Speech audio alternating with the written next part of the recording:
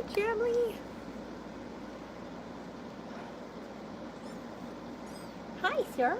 What's up, Wigby? Oh, he hears me talk, and that's the end of it. He wants my attention. He wants to be in my arms, being held. Yeah. He just finished eating. He ate so much food. I ended up having this almost completely full, so he had it all the way up to here, and he drank all of that like in one sitting. I think he drank, probably about a tablespoon and a half, maybe a little bit more, almost 2 full tablespoons. Ow, that coffee is hot. Hi, baby. You want to go say hi to everybody and show them how big you is? Yeah? Hi, Sunflower. He says, hi, guys. I know. What you doing? What? You want to finish the last of this? There's no way, dude. He has got the fullest tummy right now, but he is insisting that he be given his bottle. Okay. Oh, it's right there. No, that's all he wants. He just wants to finish it. So he's probably going to finish. He's probably going to end up finishing a full 2 tablespoons. He's been eating more and more and more at every feeding. So there you go. You got it. No? Yeah, see, he's full. He's like, no, I don't want that. What, buddy? Look how big he's getting, guys. Look at this little floof. Look at this wee little floof with the big eyes. Oh, good burp. What, buddy? What, buddy? He loves being like right up next to me. So I'll probably have to put the critter carrier on again and just let him sit in there, because that's what he wants. I mean, he wants to be like right up against me. Oh, there goes that purr box. There goes that wee little purr box. Yeah. He is getting so big. I'm so proud of him. I mean, he's still very tiny for his age, but I know Yosef, we've already been discussing it, myself and the rescue, and we think it's probably going to be in Rigby's best interest to just stay put. Seeing as he has had no litter mates, so he doesn't know what it means to like have litter mates and like play and whatnot. So he's got right now, of course, because he also is a preemie, we're having like I can't introduce him to the girls because we don't want anything that they may pick up or whatnot getting on him. I only have, for me personally, I have 3 animals. I have my 2 dogs and my cat, Bella. My daughter stays with me, and she has her cat, Mocus, and her little tiny dog, her little tiny, like, 5-10 pound little chihuahua. She's not a chihuahua. I always say chihuahua. She's a pug Jack Russell mix. She's a little 10 pound thing. So my daughter has 2 pets, and then I have my son's dog here. And he's actually supposed to be coming back in, we don't even know. And I know it's in like, by the beginning of September, he'll be picking his dog up. So then I'll just have my 2 dogs and my cat here. And then Sarah is looking into her own place, so she'll be taking hers with her. So for right now, we have 4 dogs here and 2 cats. And then of course Rigby. So it's still a really big decision, you guys, on whether or not we keep this little guy. As much as I love it, I mean, like, look at these eyes. He's got the biggest eyes. Taylor is in Georgia. He's stationed in Georgia. He's in the Army. But he's stationed in Georgia right now. No, Sarah still has Winnie Bear. You know who Winnie Bear is. You guys all know who Winnie Bear is. Little tiny Winnie Bear. That's Sarah's pup. Winnie Bear belongs to Sarah. She's not anybody else's dog. Sarah's the one that rescued her, saved her from a seriously abusive situation. And so she only really listens to Sarah unless like we're out. If we're out and about, she wants to be with me, like right next to me the whole time. But other than that, like if she gets out of the yard, she's not coming to me. She'll only come to Sarah if Sarah calls her. I could call her all day long and she's going to ignore me. But as soon as Sarah comes out and she goes, Winnie Bear comes straight to her because she knows Mama's disappointed in her for escaping the yard. So she immediately comes back to Sarah, but she won't come to me if she got out of the yard. But she will go to Sarah. But if we're on leash walking or whatnot, she wants to be right next to me. I don't know. We don't know why that is, but she wants to be right with me. What, Whitby? You are tired. Look at you. You ate all that food and you're sleepy from all the exploring. Yeah. He has the biggest eyes on a little kitten I have ever seen. Look at the size of these eyes. And so we were looking up, I was looking up his name, right? Because I'm not the one that named him. I mean, I know his name's Rigby, but I'm not the one that named him. They were all given names after classic rock. Well, when I went in and was looking it up, Rigby is from Eleanor Rigby. Eleanor Rigby is a song by the Beatles. I think it's Paul McCartney. Someone said Ringo Starr the other day. I don't think it's Ringo Starr that did it. But Eleanor Rigby is the name of one of the songs. It's a very tragic, sad song. And so I was listening to it and I thought, okay, well, he's a little boy, for one. Rigby sounds like a really cute boy's name, but people keep mistaking his name for Rigsby. And it's not Rigsby, it's Rigby. But Rigsby means a loose woman. Whoa. So people keep mistaking that his name is Rigsby. It is not Rigsby. It's Rigby. Rigby. But Rigby is a surname, so it's a last name. It doesn't have any other meaning. Like, I've looked it up trying to find the meaning of what does Rigby mean. It's just a surname with no real, like, defined meaning.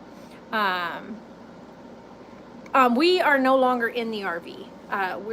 The RV is a done thing. Yeah, Rigsby. Oh, good Lord. When I was looking it up and somebody else had typed, so is it something Rigsby? I was like, no, first of all, Rigsby isn't anything to do with, classic rock. But Rigsby, the meaning of Rigsby means loose woman. So take what you will with that. So very inappropriate name. Very derogatory when you think about it. So, but Rigby is a surname. And it comes from the classic rock song Eleanor Rigby. I almost said Rigsby again. Rigby. So it's a surname. So technically he can keep the name Rigby because it's a surname. It's the ending name. So of course Eleanor obviously had a father at some point. So she would have gotten her name from her father in those days. So Rigby being the last name. So it's a strong name. And I know. He doesn't really need anything, guys. He just wants me. Like, you want to come back out and sit with Mom? Okay, hold on. Let me get his thing on, because this is what he wants. I look so funny. I literally look like I'm trying to be a clown. Come on. Come here, spoiled boy. I know. He wants to be right here with me. This is what he wants. This is all he wants, is just to be right up against me the whole time. I made coffee. Wow, that's so hot. Yeah, well, the lady that named them is one of the rescue workers. Because these guys were all found, and they were born inside of Lucky 98 radio station here. And so the radio station is a classic rock radio station. Ow! Your little nails need to be trimmed. What are you doing? What? He acts like he's hungry. He is not hungry. I know that. Like, he just finished eating all this stuff. But he is just... What is up with you today? You literally just ate. Now, watch. See, you need any gags on this.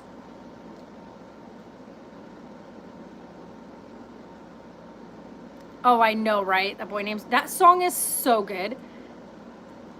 Yeah, he is such a doll. He really is. And he's very demanding, as you can tell.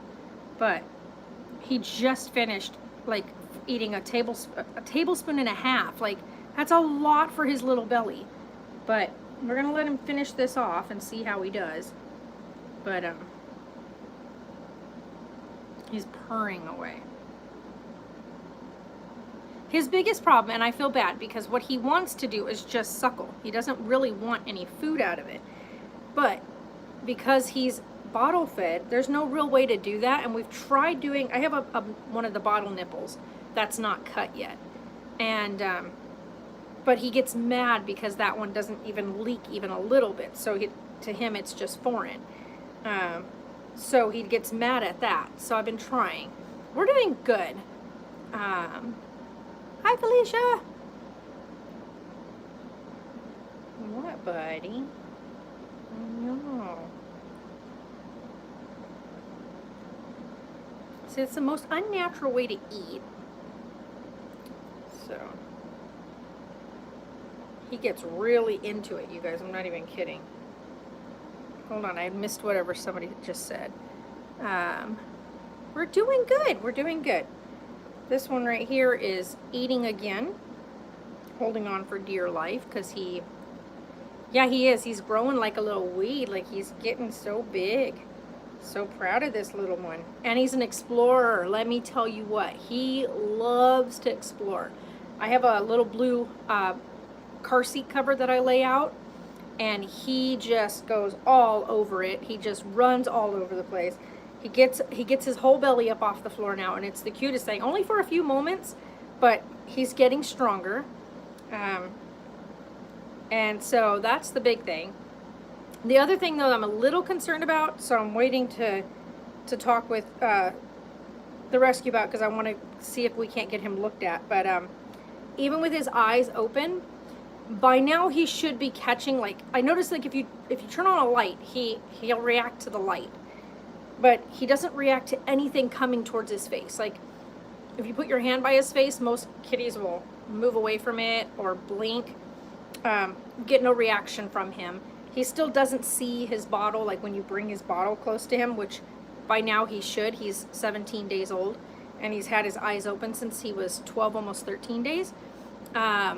This is a critter carrier. Yeah, this is the critter carrier. When he's all done, I'll put him back in here. But it's like the way he really likes being during the day, because one, it's right over my chest, so he hears my heartbeat. And it's like a real comfort to him. So he is just chugging that down. My goodness, little man. You are going to have the fullest of tummies. Yeah. His little, look at his little paws. Oh, he's got huge paws, actually, for his little tiny self. I know. What are you doing? Yeah, it was actually a gift from my friend Allie, who got it for us when we had Brady, my big guinea pig. So Brady used to hang out in this all the time. So yeah, it's one of those things where it's super comfy, and it's comfy for the wearer as well as the critter. What, babe? You drink it all. Dude, look at him. He's like, give me that back. You eat it all. I know, but you eat it, all of it. There's nothing left. Actually, I told that story a million times, Sunflower. We actually started YouTube strictly for my family, because, hold on, I gotta lean forward a little bit because he likes when it rocks. So I started it because we had moved back after I got out of the military, and all my family moved away from the area. And so I started filming so that I could share videos of the kids with my family, because back then, my hair is, by the way, I trimmed it today. But back when I started filming, which was I started filming stuff in 2013, but didn't start posting anything until 2014. But back then, Facebook didn't allow you to do like large videos. Like, you weren't allowed to do large videos. And so you could do like 15 or 30-second clips on Facebook. And so I started posting like just kind of daily little video record, or just even, some of them were just small clips of like things that the kids were doing or whatnot, or things I was going to go do with the kids. We started doing that. Hold on, this is going to explode. Is it gonna sit up now? Finally? My water bottle decided to expand out the bottom. Where are you going, Rigby? So I started doing that and started posting them on YouTube, and then sending the link to my family so they could see the kids and watch the kids grow. Well, I wasn't anticipating, because, okay, this is how stupid I was to YouTube. I thought when you shared a video on YouTube, you shared it to the people that you knew, right? I thought it was kind of like how Facebook was, where when you shared the link, you shared it to people you knew. I didn't know that it was seen by everybody unless you shared it to everybody. And so I wasn't sure, like I didn't really understand that whole concept. I just thought it was just the people you knew were going to see it. And so my mistake, but several people started watching our videos, and I had people that I didn't know making comments. So I started like blocking people because I just thought some random people were finding my videos. He's doing good. He's actually in here trying to get comfy to go to sleep. And so I started blocking people. Well, a friend that I now call a friend named Ed, he came along and he was like, hey, please don't block my comment. I just wanted to give you a heads up that your videos are public. So your videos are on the platform publicly so anybody can see them. The people that are sending you messages are actually people that are being supportive. They're sharing your videos. So that's how people are finding you. So, you know, people are actually liking your content. They're not trying to be creepy. And so I was like, are you kidding? So then I put everything like on private, right? I tried to private everything because I wasn't into the whole everybody seeing my videos, because I just didn't understand the whole like big everybody watching. So I went into like private mode and only shared the private link with family and stuff. And then I got some messages like on my, like where you have like your community board, and people were like, hey, what happened? You know, we were really enjoying some of your videos. Like we were really like, you have some pretty cool stuff. And this was before Sarah got sick. And so I was like, okay, so I went ahead and opened it up and started re-releasing the photos. Oh, you like my big poster? That thing's huge, by the way, like huge. Doesn't look as big sitting behind me, but that thing is massive. I love that. That's of course from the very first movie. So I started sharing. I finally went ahead and unlocked them all as public. And so my public ones all went public as of May 1st. I'm neither Team Edward nor Team Jacob. I was Team Bella the whole way through because it was about self-discovery. It was about finding who you are. Like if you read the books, because I read the books before I ever saw the movies. If you read the books, you'll know that it's about Bella. The books are about Bella, and it's about a young girl who in herself is trying to find like where she fits in. You know what I mean? Like every girl knows this. Like whether you're transgendered, whether you choose to be a girl, gender-wise, you know, whatever the case is, if you are girl, right? If you are a girl, and I'm not talking biologically, I'm talking if you're a girl, the hardest thing in life being a girl, and I can say it from choosing to be a girl, but also genetically being a girl. But being a girl, there's so many things that come with it, right? So if you're genetically a girl, you run into several things. One, you run into your body massively changing during puberty. You run into menstrual cycle, okay? And these things alone right there already single you out, and you get made fun of, or you get told that the way you're feeling is because you're bleeding, or the way you're feeling is because you're hormonal, you know, all these stupid things that go with being genetically female in that aspect. But also just being a girl, choosing to be a girl and finding where you fit in, whether that be you're a tomboy and you love to play sports, whether that be that you are into hair and makeup and nails and clothes and fashion, whether that be that you're just nurturing, like you find yourself the most comfortable caring for others, whether, I mean, and this can go for men too, but the book strictly is about Bella, finding Bella and finding who she is and where she fits in, because she's always her whole life felt just slightly out of everything. You know, she never really fit into any mold that society made for her, or that society makes for girls. And she never fit into any of that. She didn't fit into the fashionista part of being a girl. She didn't fit into the cliques and the sporty girls and all those things. She never fit into any of that. You could take the whole vampire werewolf aspect out of Twilight and it would still make a really good book. It would still make a really good series because it's about Bella finding Bella. finding who she is and making a choice, and not letting other people dictate where her choices lead her, and not letting other people say, no, you need to do this, and going with that because that's what they say she's supposed to do.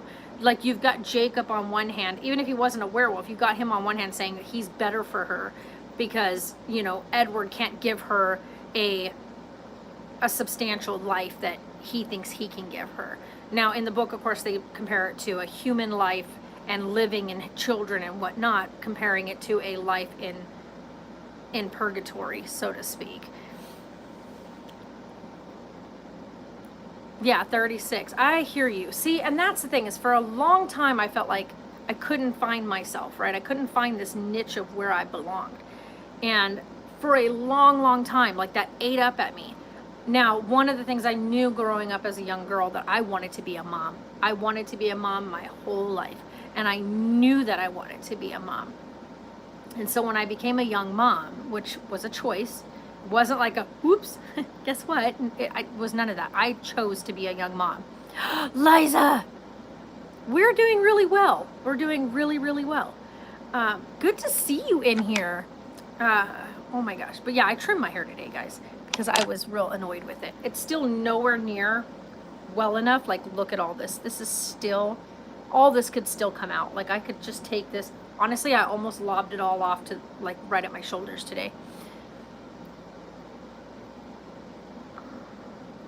Yeah, if you've read the book did a way better job detailing that portion.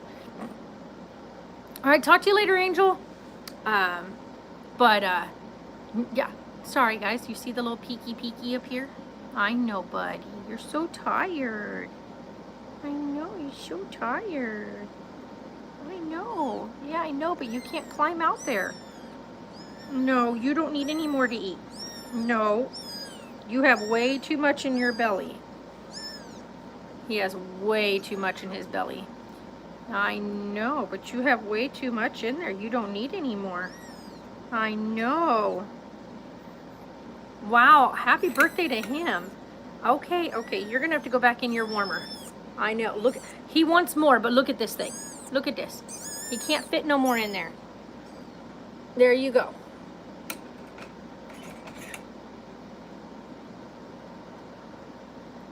He's got way too much in his belly. Ugh. And the worst part about this thing, I love this thing, right? I really love this thing. But after a few minutes, you start to sweat really bad with it on. But I keep it right here next to the bed so that it's right here, right where I can just grab it. He really is so adorable. But he's such, like, he lets you know when he is not happy about something, which I find very cute. Like, he lets you know. Yeah, and my hair is really getting long, but I almost chopped it all off today because it's like, put it this way. From about here down, there's a bunch of it inside of that that's fried. Like, not all of it is fried. But if I was to take it and chop it all off, that's about how much I would need to lose of it, is this. Because it's not even that it's fried. It's just that my hair breaks really easy. We don't know yet, Savannah. The biggest part about that is that's a huge decision, right? Like, that's a really huge decision. They really are adorable. And it's not one I want to take lightly. I don't want to be like, oh, I love him and I've raised him and I want to keep him. Because if I did that, I would do that with all of them. But that's one thing I was saying about finding yourself, right? I knew that I wanted to be a mom, but I also knew that once my kids were a bit older, that there was things that were part of me that I was just like, what is it I'm good at, right? Because even when my kids were really little, I was fostering for the shelter in the city we lived in. So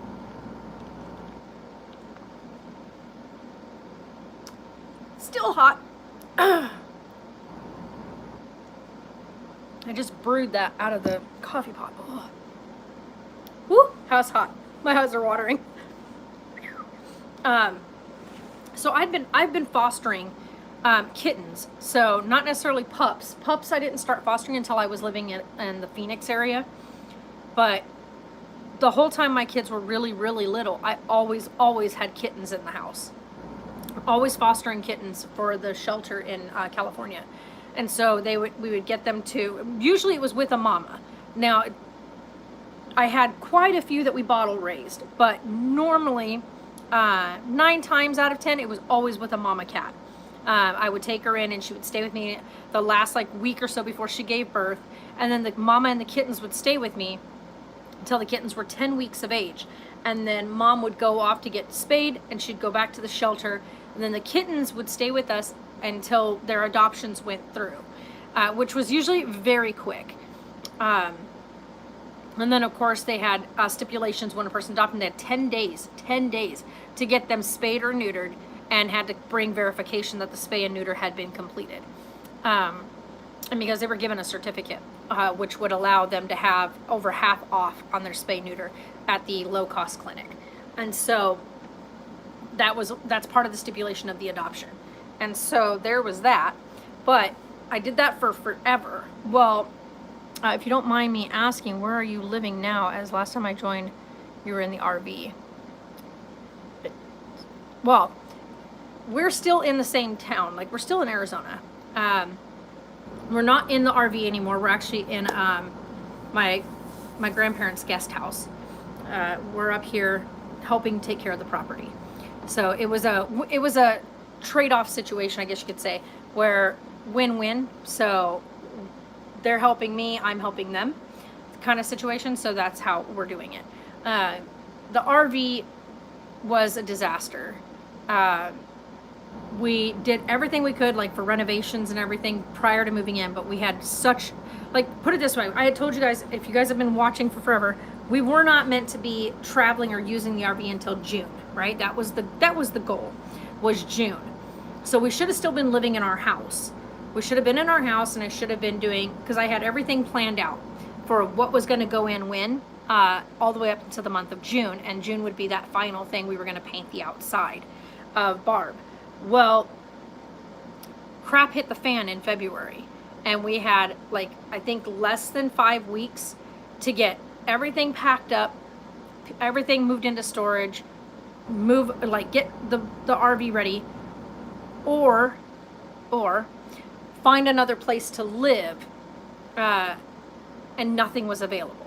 And finding a new rental when you have dogs would mean getting rid of my dogs. I would have had to get rid of the dogs because the only available rentals wanted no pets. That meant no cats, no dogs, and no fostering. So that was going to be a no-go because that's something I'm not doing. As I've had my dog for going on 9 years. He's not going anywhere for nobody. He's my baby, and I'm not getting rid of my dog after having him for 8-9 years. I wouldn't get rid of him even if I only had him for 2 weeks. The fact is I took him in and he's mine. And like I said, unless things didn't work out, like if we weren't a compatible pair, which you can happen when people adopt. Like I've seen many, many cases where somebody comes to a shelter and they adopt an animal and they think the animal they're adopting from the shelter is exactly the right fit. And they get home and the animal's no longer in a scenario where they're scared or where they're timid or whatnot, and they get to their new home and their real personality emerges, and people find out they're just not compatible with that dog anymore, or that cat. So that's a big thing, is the animal you adopt from a shelter is not what you're gonna get within 2 weeks of being home. They finally learn to trust you and come out of their shell and not be scared and are in a whole new environment. So their whole meaning of life starts to shift, because being in a shelter is terrifying. And so they're not the same dog you're taking home. Like, that sounds stupid to put it that way, but that's the simplest way to say it. It's the dog you adopt at the shelter is not going to be the same dog in 2 weeks' time. So that's something I think people are just not well aware of, and so they make a decision based on something by how cute it is and how cuddly it might be at the shelter, and they don't take into account personality and breed and what they're looking for in a dog, because all those things matter. I like that Tonks and Danny are high energy. Tonks, even though he's an old geezer, he's still got very high energy. There's days where he acts like he's still a puppy. And then you got Danny, who is asleep in her food bowl. She's literally, I'm not even kidding, you guys. She's asleep in her food bowl. She was supposed to be eating her food. She fell, I think maybe she ran herself a little bit ragged earlier. Uh-oh. There we go. She fell asleep in her food bowl. But she's a character. Hi, Charlie. So she is super high energy. This is the kind of dog, if you adopted her from a shelter, she's your typical one that would be brought back. She's a fence jumper. She's a digger. She has to be busy. Like, she has to have something task-wise, whether it be giving her bit late to the party. Sorry. I'm doing great, Charlie. How are you doing is the question. So, like with Danny, you have to have her busy. You have to give her something that's going to occupy her time. So we have like these big, huge ham hock bone things that we give her.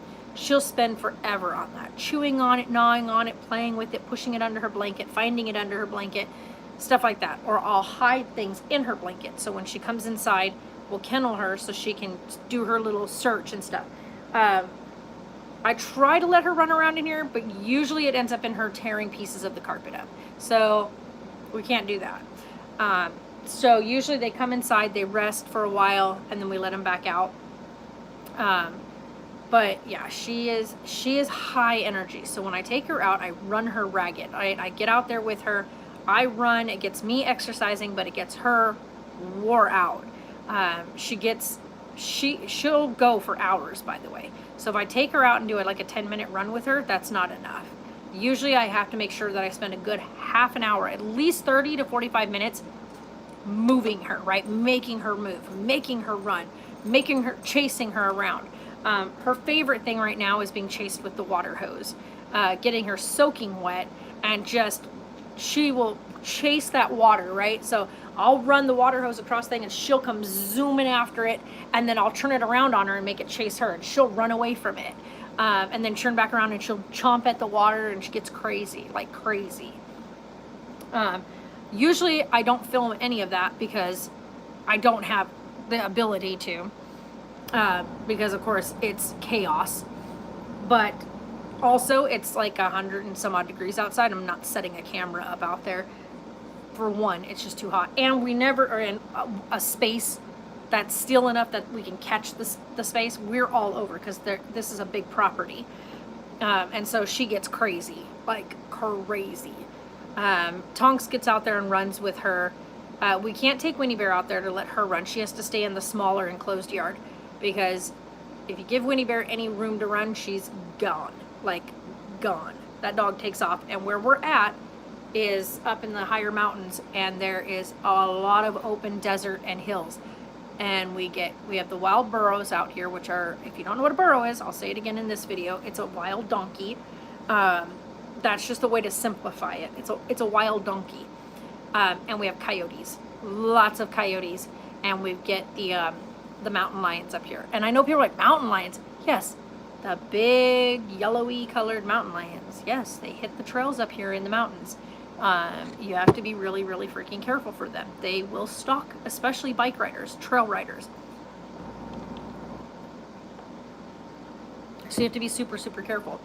And little dogs like Winnie Bear, hey, don't be rude. You gonna come in here? Don't be rude. That's my jam right there. But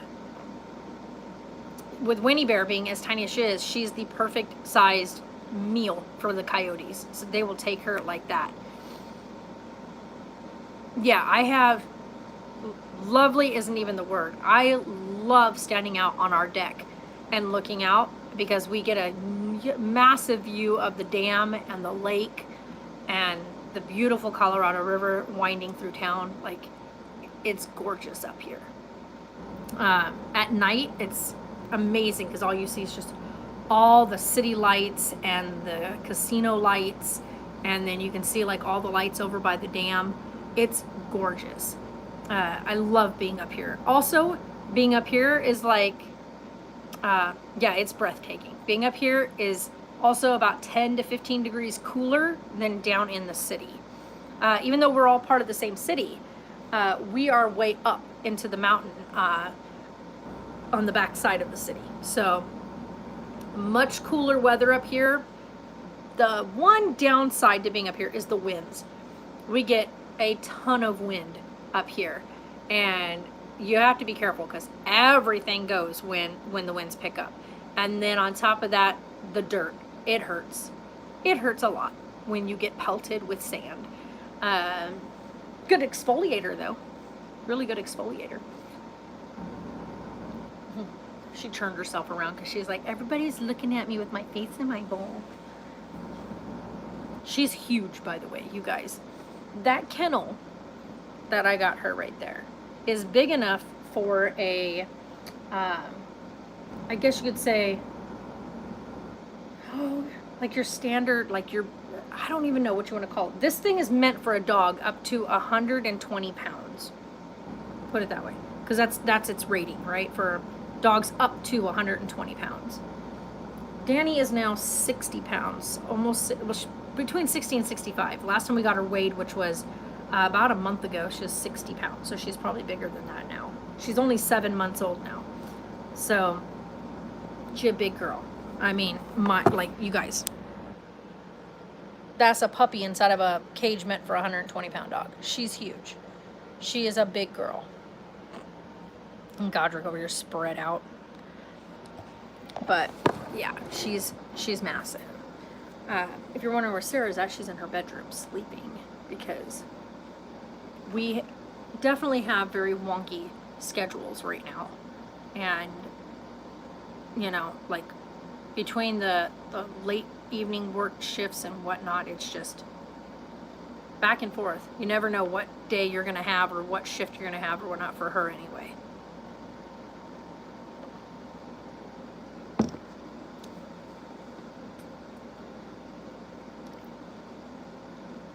That's so crazy that you say that, Liza, because in Kingman, Arizona, hi Dustin, was a tornado yesterday.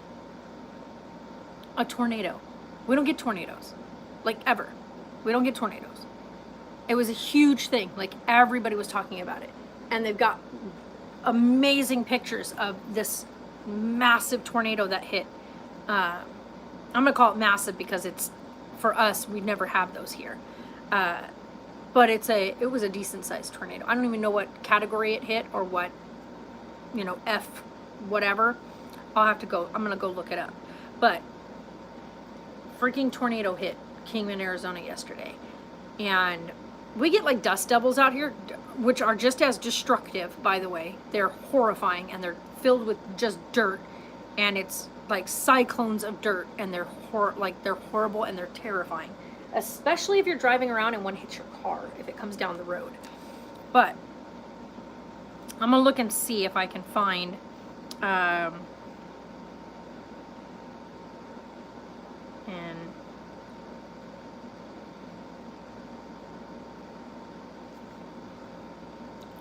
so here's, yeah, fairly rare. Tornado confirmed east of Kingman in western Arizona. Tornado reported hitting rural area near Kingman, Arizona. This is insane. I'm trying to figure out what size it was. So here's the picture of it that people got. This is insane. I'll show you guys this picture. Good Lord. Can I just have the picture? I just want that one picture. No, I just want the one picture. No, I don't want any of that. I'm trying to show you guys the actual picture. Here it is. If I can get the picture up. Okay. This was what hit Kingman, Arizona yesterday. Like, what the heck? That was in Kingman. That's terrifying. We live right here. Like, that's on the I-40. Like, that's the I-40 cutting through Kingman. We used to drive that road every single weekend when I was stationed in Phoenix, Arizona. We would come down this road right here. It's also the road I take to go visit my aunt on, and I was supposed to be going to go visit her this weekend. So there's that. But yeah, this is another angle of it. Look at this thing. Like, what? This is from one of the other people's houses. Like, are you kidding me? This was when it was starting to finally go like back up into the clouds. Can you hear the county's tornado sirens? We don't have tornado sirens because we don't get tornadoes. Catherine, how are you? Wow, that's a creepy looking shot of it. Can I? Yo, hello. I hate when my phone does this.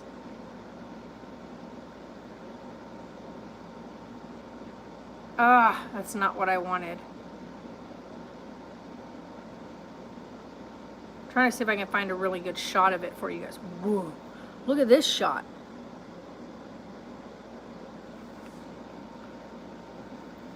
Okay, that's scary. This is when it was inside of it. My birthday was awesome. But look at the torrential rain around it. The tornado is inside of that. And that's all the rain coming out of it. What? Oh. Yo. That's how you know things are going kind of crazy in the world, you guys. When places that don't get weather like this are getting weird weather like this. Like, we don't get that kind of stuff here. I can't even imagine what the residents felt that lived there when that thing touched down by them. Like, I would have been like, whoa, whoa. Because, whoa.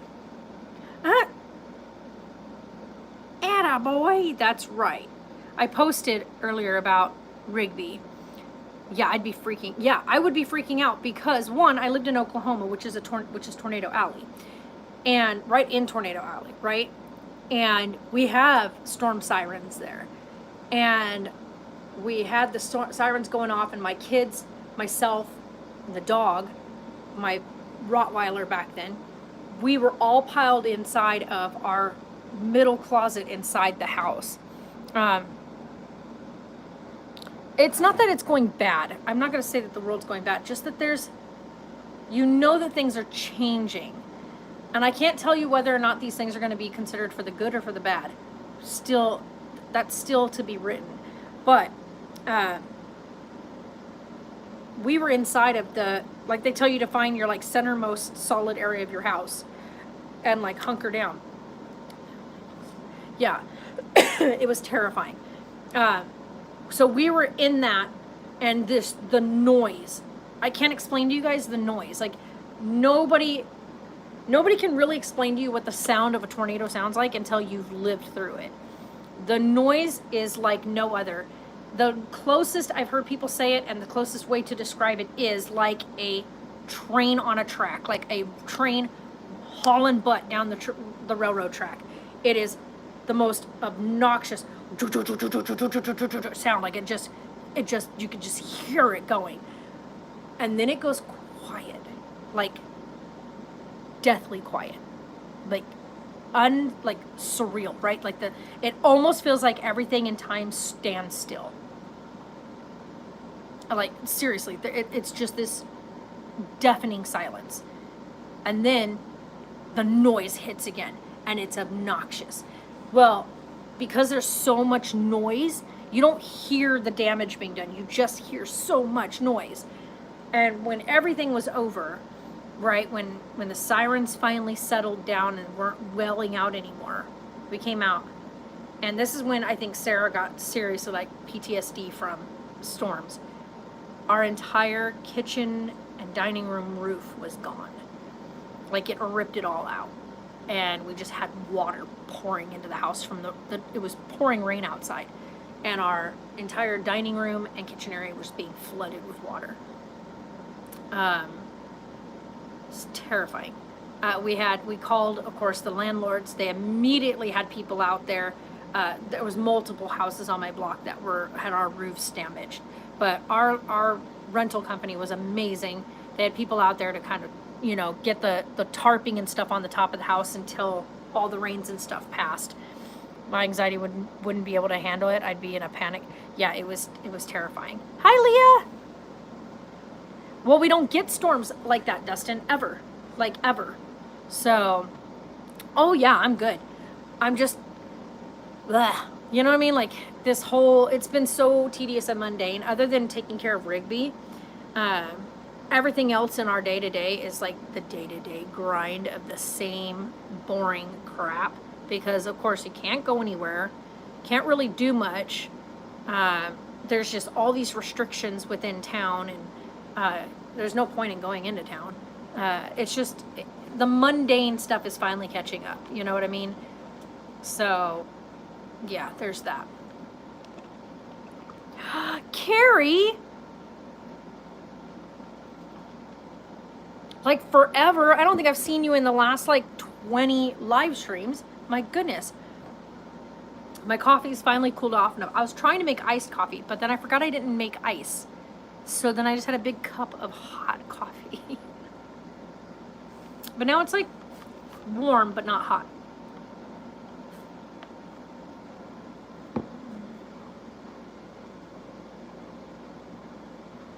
That's true. That I do like.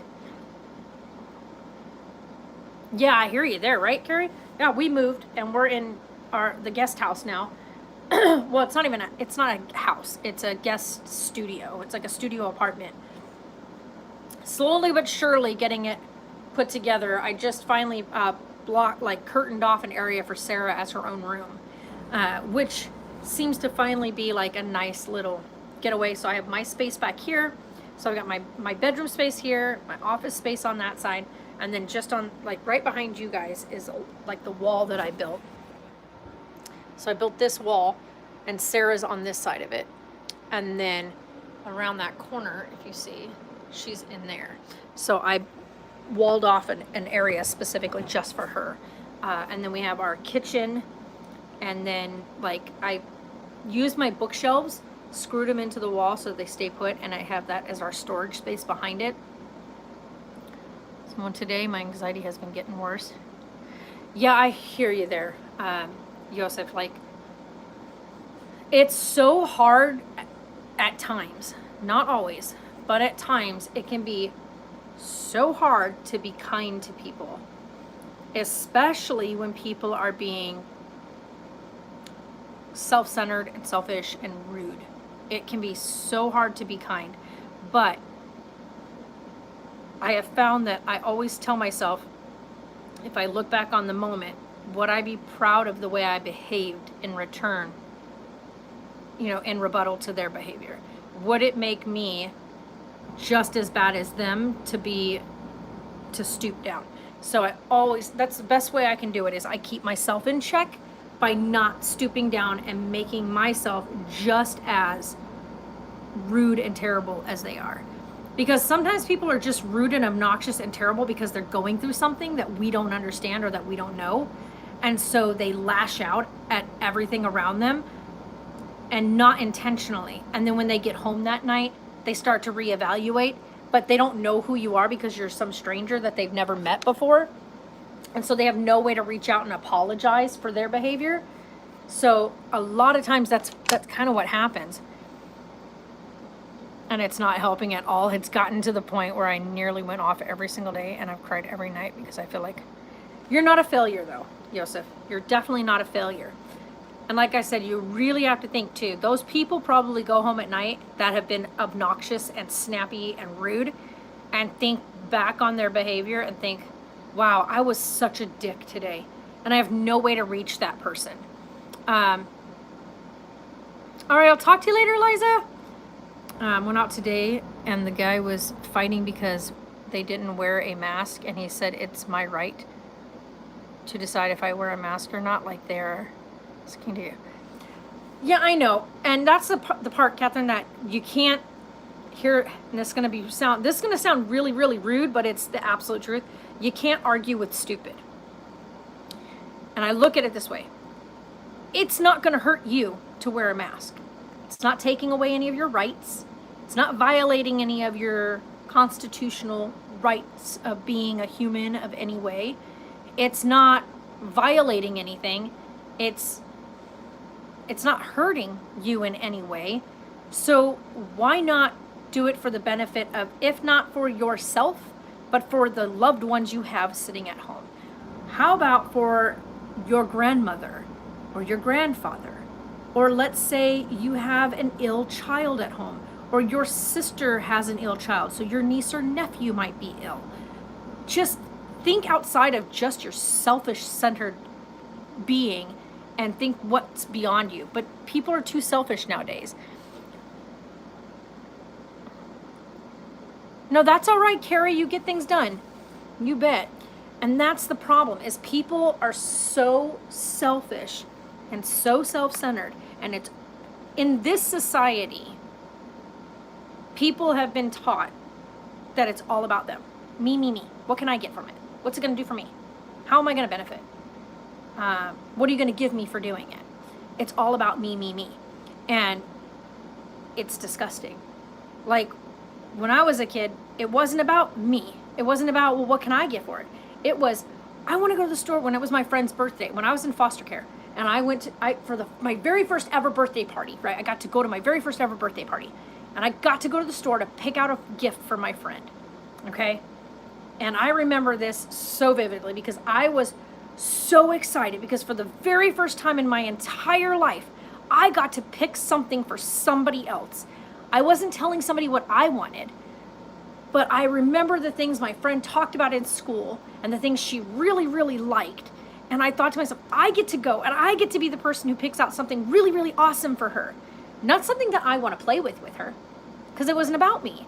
It was something I knew she wanted so badly. And believe it or not, back then it was a Polly Pocket. And I remember because I had a Polly Pocket and I remember how much I loved my Polly Pocket. And it's all she talked about in school was wanting a Polly Pocket. Myself. And kids can't breathe anymore with the... Yeah, I know, right, Sherry? Exactly. It's like, it's like, come on, guys. You can breathe just fine with the mask on. It's not that you can't breathe. People, like when I first did it, because I get very claustrophobic. When I first did it, and sorry, I'm drinking creamer, which is giving me phlegm, which is disgusting. I know. Anybody else run into that issue when they drink anything with dairy? But when I would first wear my mask, I would start to feel kind of panicked. And I taught myself to just take big, deep breaths, right? So the first 10 minutes I'm in the mask, I'm just literally concentrating on my big, deep breaths. And I get myself in a nice, stated rhythm, and then I'm fine. But now I can just put my mask on. It doesn't bother me at all to wear it. But the first week or so, every time I put it on, I would get that first initial sense of panic, like I couldn't breathe, like I felt like I was suffocating. Now it's not even a problem, it's just part of day to day. It doesn't bother me at all to wear it. And if you couldn't breathe in it, why would surgeons be wearing these things for surgical procedures hours on end, right? Yeah, and here's the thing. This is gonna be really funny to you.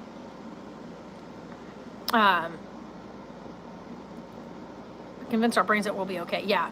Also, there are those people who are dumb enough to believe that wearing a mask reduces your CO2 levels.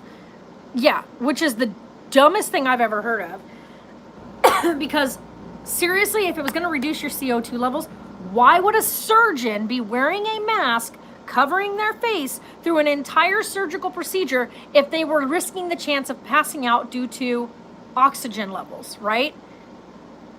Like, you're not breathing back your own carbon. Like, let's be. And NICU, the NICU nurses, 12 to 14 hours a day. Exactly. Sarah has had to wear a mask every single day that she works with her customers. Every day she's wearing that thing for 5-6 hours at a time right? The only problem that we ran into was that her lips started to get really, really chapped. So her boss makes her take every hour she has to take 15 minutes of no mask wearing. Go to the back, get some water, put some chapstick on, let her face breathe. Nurses run into that problem when they first start nursing school. Like, they change their mask a lot, right? So when you're in the NICU and in the ICU and in the hospital, nurses change their masks a lot, which is good because in between that they can chapstick up or whatnot. When you're in a situation like where Sarah works, where you're in retail, you don't really get that change out time, so she's gotta make that time.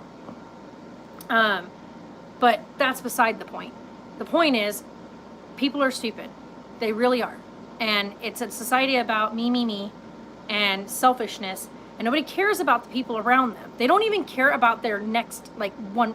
There are parents out there who will go out with their children and refuse to wear a mask or protect their children with masks. And I'm talking about older children, not babies. Yeah, exactly. Like, come on, people, come on. But we know a person who goes out every time and she's like, I'm not wearing a dang mask. Nobody's gonna make me wear a mask. And I just think, you've got 3 beautiful little humans at home. You don't care whatsoever about their well-being. What is wrong with you?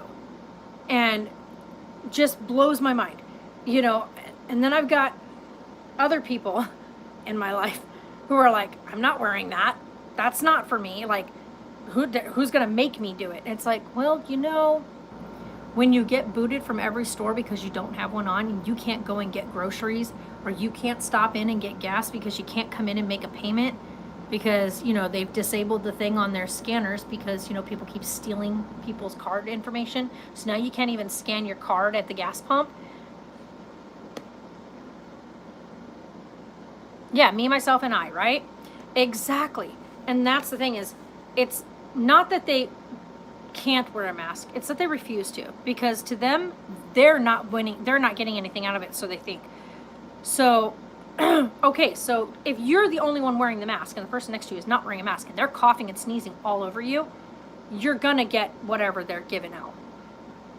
If you happen to cough next to them, their likelihood of catching anything from you is less because of the fact that you are covering yours up, right?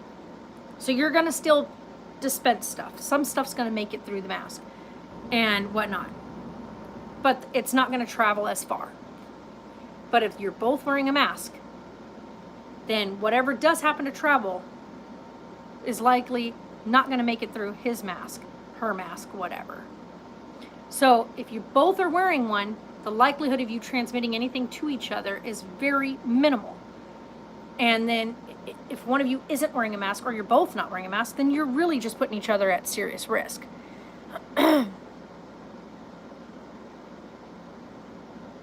Yeah, and that's the thing is, thank goodness for Sarah.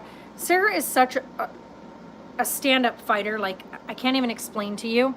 I saw the Peachtree test of mask versus no mask. Yeah, exactly. People really need to watch that. They really need to watch that. It's insane. They need to go see it. Here's another thing. Somebody made this analogy the other day, and I thought, this is so true. This is how COVID works, right? You got 9 people sitting in a room. They're all working on craft projects. One person in that room is using glitter on their craft project. How many craft projects have glitter on them?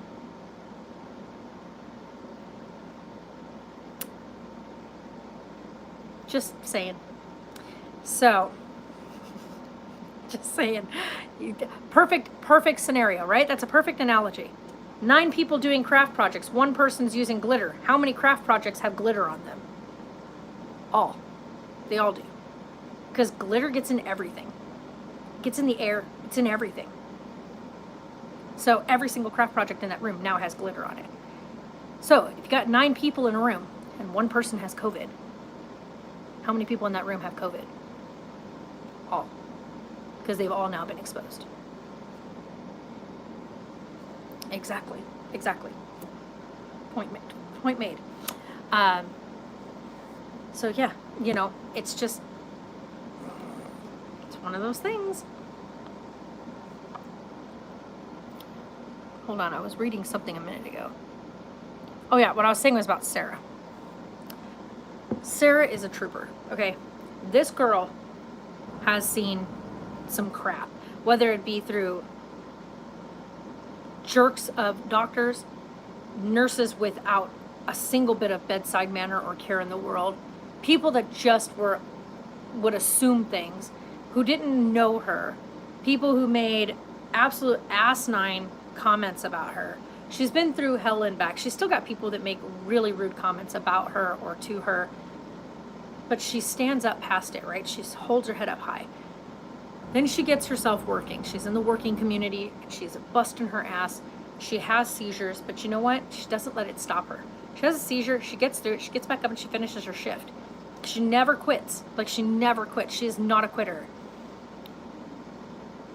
Yeah, and that's the thing. Chelsea, hopefully you can get a way to work around that. See, that was one of Sarah's biggest things. And that she's got an amazing doctor who helped her with a lot of, like, ways of coping with her overwhelming sense of anxiety. So, because every time she would go out, it would trigger a seizure. And the only reason why is because her anxiety would become so high with the fear that she would have a seizure in public that it would end up triggering a seizure in public. So her anxiety became like her worst enemy. So she wasn't having any epileptic seizures at that time, only during her period. The seizures she was having outside of that were pseudos, because her anxiety would become so high with the fear that she was going to have a seizure in public that it would end up triggering a seizure in public, or what they call an episode in public. Because pseudos are not seizures, they're episodes. They're a negative response to a normal environment. Like, anxiety is a normal reaction to certain things, right? Being anxious when you get into a crowd can be normal. Sometimes it can be beneficial. Some people get high shots of anxiety or adrenaline in crowded places, but it helps feed them into being a performer. So you've got people that are musicians and artists and stuff like that, right? You got stage performers. That anxiety that you feel, that rush of adrenaline, can be beneficial. Whereas Sarah's damn true. She's one strong girl, and that's because of her. Oh, thank you. Thank you. I would say I definitely have a hand in a lot of that, but I also say that she at times surprises me. There are things she says sometimes or does when we're out and blows my mind, because I'm like, that's my baby. That's my baby. But for me, like, I look at it and I go, some people, like for Sarah, when something similar happened to me, once I was driving and from my car to park, so I get long-term, but she, I guess you'd say, for Sarah, the anxiety would got out of my car, the IV and stuff. This guy was like, "You're fine, stop picking it. You don't need to park." Oh, I hate people like that. Yes, claustrophobia sucks, but there's ways of dealing with claustrophobia. You need to find yourself a really, really, really good psychiatrist and therapist. One, because they help with that stuff. They help you, believe it or not. They really, really help with that. Sarah had serious anxiety issues prior to seeking therapy. And we would go into a store and she would cling on me, right? Before that, before she had her first episode, her first ever seizure, which this is what triggered that anxiety publicly, was her very first ever seizure, massive grand mal seizure, happened in the girls' locker room with all the girls from her PE class. Everyone was in there with her when it happened. And you come out of that and you've got all these people staring at you. That could be the most unnerving thing in the entire world. And from that moment on, she felt like everybody was constantly watching her, was staring at her.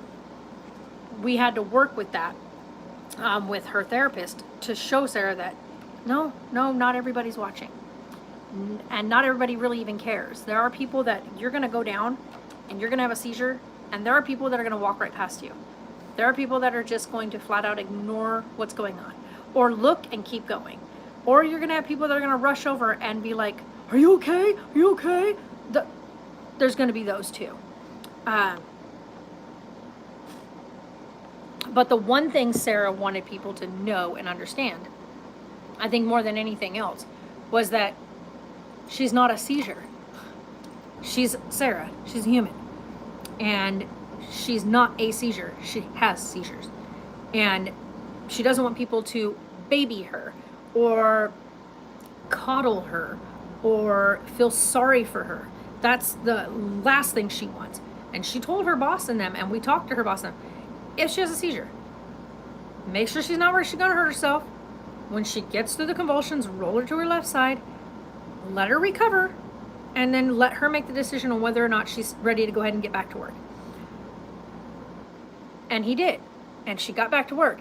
And the biggest thing she said was, one, just know that if it gets to the point where the ambulance has to be called, they have to know that I can't have Adderall or Ativan. So that's a thing. She's got a thing that tells them on her phone and her alerts, medical emergency alerts. No Ativan. But the other thing, like she said, was don't baby me. Don't have do not let, if there are customers in this store, do not let them linger around me. Make everybody get the hell away from me, proceed with their shopping, or get in line because they're going to be checking out, whatever the case might be, but get them away from her. She doesn't want them all around her. Don't baby her, and let her get through it, because it's just part of who she is.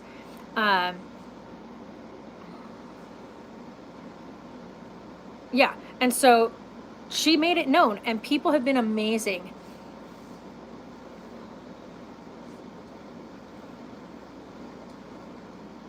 Man, that really sucks, and I'm sorry to hear that. Yeah, she's got an amazing attitude. Like she tells people, I'm not epilepsy. I have epilepsy, but I'm not epilepsy. And I think that's one of the things I taught her that through that, and her therapist, which was, so you have seizures. And we know what causes them, right?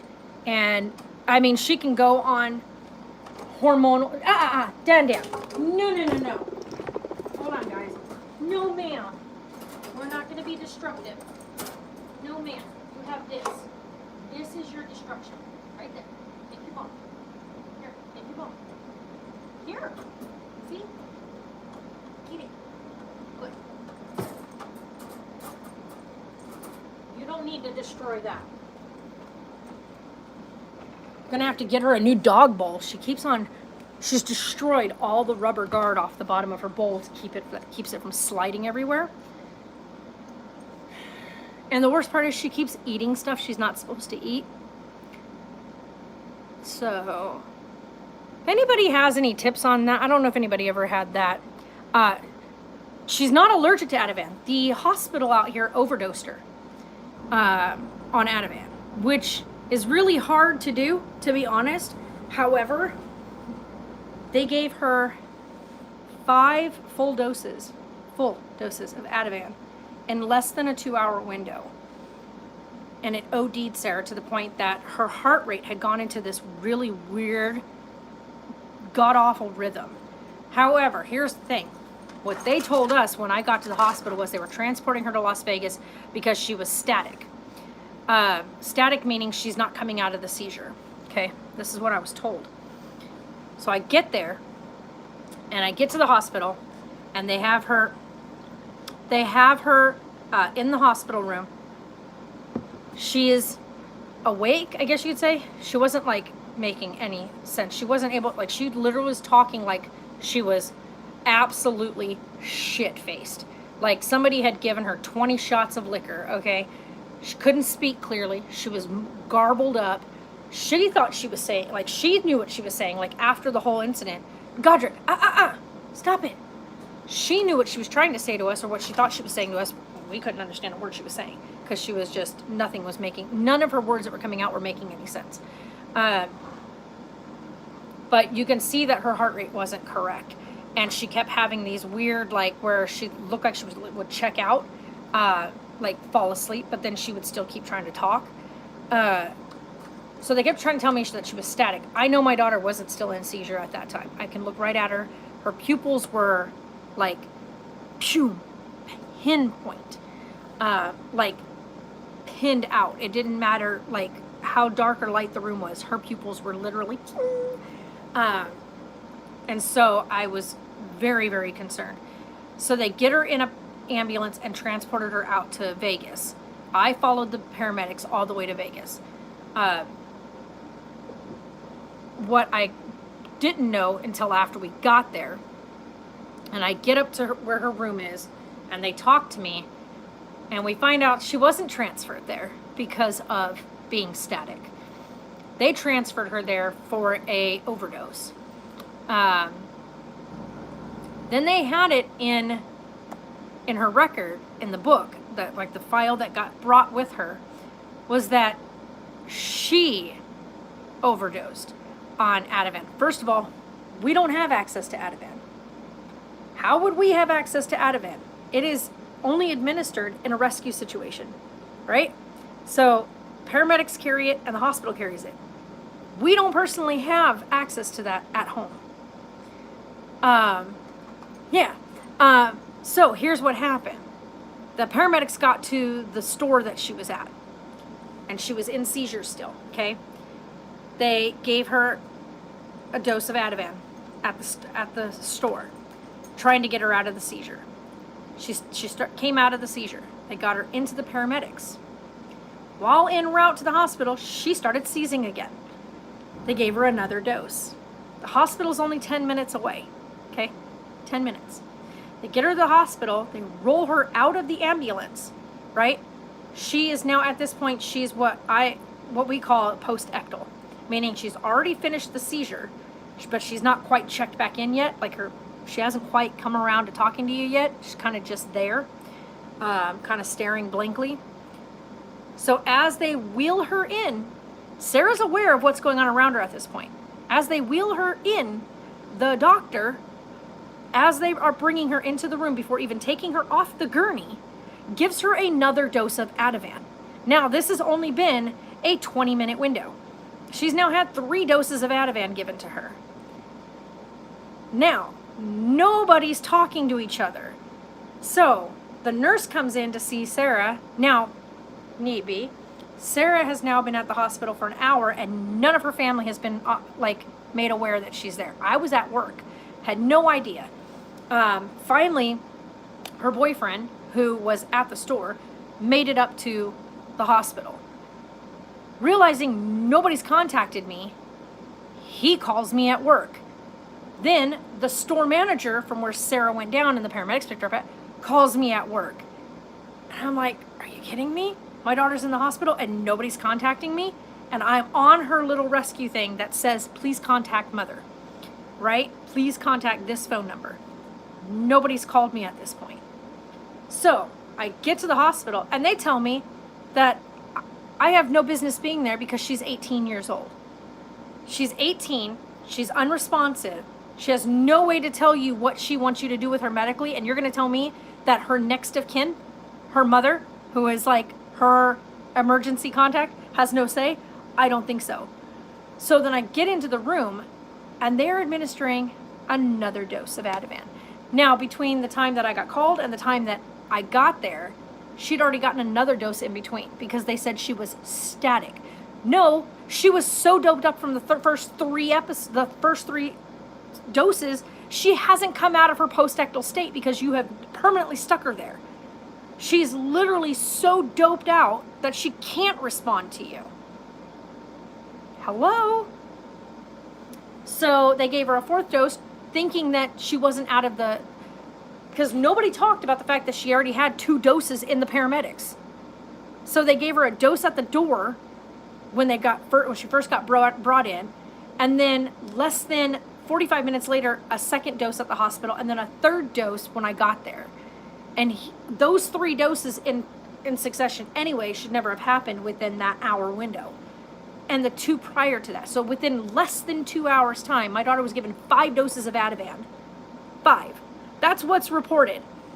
The hospital, when they finally got everything calmed down and grabbed the stuff from the paramedics, realized that she had already been given 2 doses of Ativan and that they had given her 3 more.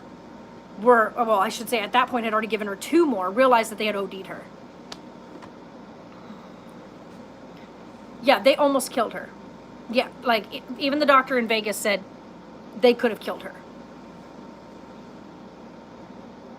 Yeah, they don't know how to communicate. Like, that's the worst part about out here, especially out here. Nobody communicates with each other. None of the doctors communicate with each other. Paramedics come in and the doctors think they know better than the paramedics, and the paramedics are like trying to give information. And the doctors are like, yeah, we got it. And then they automatically, because a lot of the doctors know Sarah, automatically go, yeah, so she's back again, we'll just give her this, without verifying first what was already given. And to top it all off, the second dose of Ativan that the paramedics gave her because she went back into seizure, the second dose they gave her Ativan and a dose of Valium. So, yeah. So they could have killed my kid. Went to Vegas, and the Vegas doctor said she was very lucky because by the time she got there, her breathing had finally stabilized, but her heart rate was what they were worried about. Her heart was not beating correctly. It was very scary because she was so doped out. It took her over 70 hours. I think we were there over 3 days. 3 days before Sarah finally was awake enough and alert enough and aware enough to even talk. Like, she was like 70 hours in before she was even like sitting up and eating something. The doctor was very scared for her. Like they thought that at some point that she may not come back around. Yeah, exactly. Yeah, and that was the part I think that pissed me off more than anything was the fact that she was down, right? She was an unresponsive patient with no ability to answer questions or to tell you anything or whatever. So why in God's name would you not call her emergency contact that is in her information? When you open up her file at the hospital, her emergency contact is me. It has both phone numbers there. Why would you not contact her emergency contact when your patient comes in completely unresponsive? And then when I get there, tell me that I have to wait out in the waiting room because I have no say because she's 18 years old. Pardon me? Come again? You're going to go back? You don't want me to back there with my unresponsive daughter who has no way to make a decision, and you don't want me to go back there and tell you whether or not what you're getting ready to do is A-okay or not? I don't think so. And him are married and live together. Oh, that's awesome. That's awesome. That's Chelsea. Yeah, Chelsea. I like that. That's awesome. Yeah, and there's no reason any hospital should ever tell someone's next of kin they have no right to be there just because that person is over 18. One, yeah, she's over 18, but I'm still down as her care provider because she can't be left unattended. Like, that's part of Sarah's, like, paperwork and stuff. Even as an adult, like, all her stuff shows that she can't be left alone because she's at high risk. People are so dumb.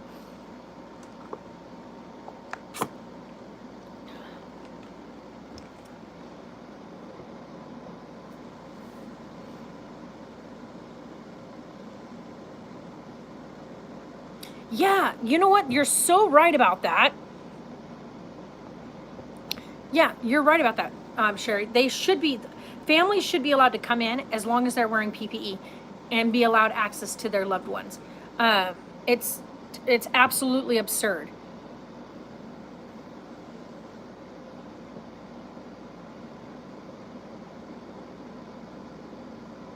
We already have that done, Catherine. That's already a done deal. Oh, I know. I hear you, Chelsea. Like, Sarah was so badly bullied until she stood up for it. Um, there was girls that would flop around and act stupid at school.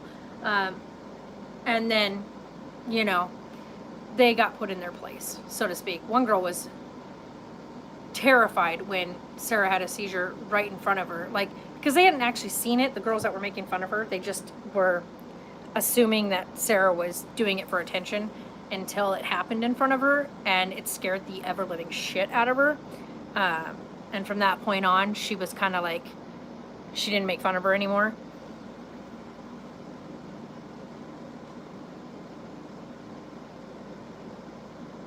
Oh, I hear you there. Yeah, I hear you. You know the part, I don't know if any of you guys watch CTFXC, but with Charles Trippy and Allie.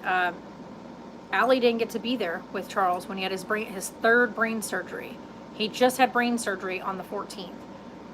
And, like, to, first of all, be going in pre-op, and they have a beautiful little 1-year-old daughter, and to be sitting in that room waiting to go in and have your brain cut open, have your skull cut open, have a chunk of stuff removed from your brain, and to know that you're going to come out of that surgery, or maybe not, but nobody's going to be there. Nobody. That's, like, that was, had to be the most terrifying thing. And then to find out that someone else that I follow named Jen, from Jen's Journey, she just had a massive tumor removed from her head. I want to say, not yesterday, but day before yesterday. Yeah, attention, because, yeah, people with epilepsy choose to have seizures. Yeah, exactly. Exactly.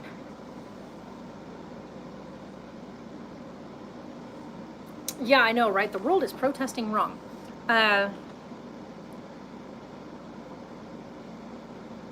Yeah, people, oh my gosh. I remember when we were at the church the one day and Sarah had a seizure at church. And this was during youth group. And I was out filming the sermon. And her grandma, who's the pastor's wife, they're not biologically grandparents. They're just adoptive grandparents. I ended up talking to her after the incident because I was angry. But I went to her very calmly and talked to her because I still love them with everything that I am. But she started, preaching, leave her body, making all this stuff about like Sarah was under a possession in front of these other kids, and saying that these demons won't have her and yada yada. I mean, she went all off.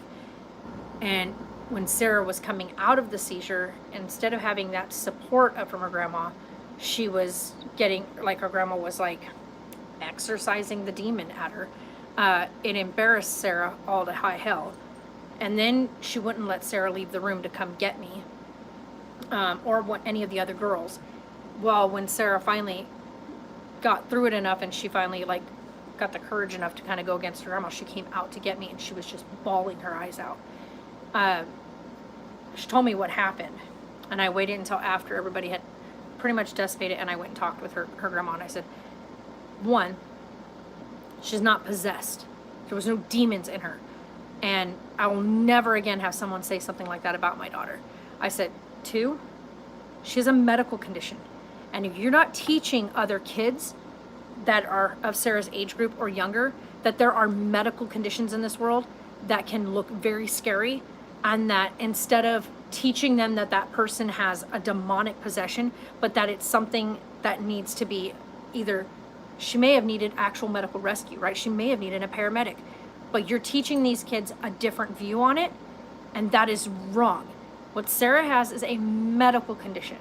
It is medically linked, scientifically studied, and it is a medical condition. It is not of angels and demons. It is not of outer worldly possession. It is none of that. And I said, I love you, and I know that you're a very God-fearing woman, but I can tell you right now, this young lady is a beautiful, amazing young lady, and God would never allow for anything like a demonic possession to happen to such a gift. I said, so you need to never do that again. If she has a seizure in your presence ever again, you immediately come get me. I said, you will never again do that to my daughter in front of people. And she said, I'll never again do that to her. And she's never done it since. But, I